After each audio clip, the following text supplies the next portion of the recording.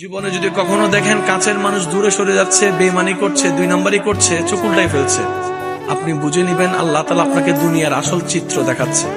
আপনি যেন বুঝতে পারেন আপনার আপন বলতে আল্লাহ ছাড়া, আপনার আপন বলতে আপনার নবী ছাড়া আসলে আর কেউ নাই। অনেক সময় দেখবেন আপনার জীবন চলার পথে অনেক পরিচিত ভালোবাসার প্রিয় মানুষগুলাও কিন্তু একসময় আপনাকে চিনবে না, চোখ উল্টাই ফেলে।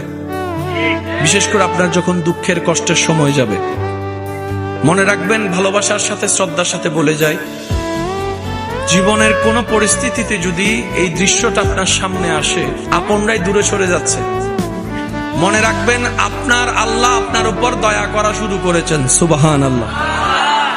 ওই বিপদ থেকে আপনি যাদের সাপোর্ট নিয়ে উঠতে চাচ্ছেন, রব চাচ্ছেন আপনাকে কেউ না করুক সাপোর্ট, আপনার আল্লাহ স্বয়ং আপনাকে সাপোর্ট করতে চাচ্ছে বলেই মানুষকে দূরে সরাই দিচ্ছে। সুবহানাল্লাহ।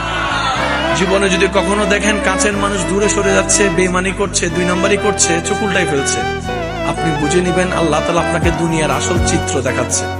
আপনি যেন বুঝতে পারেন আপনার আপন বলতে আল্লাহ ছাড়া, আপনার আপন বলতে আপনার নবী ছাড়া আসলে আর কেউ নাই, আসলে কেউ নাই, আসলে কেউ নাই। আপনার ভালোবাসার অধিকার পাওয়ার একমাত্র আল্লাহর আছে, স্রষ্টা হিসেবে নবীর আছে।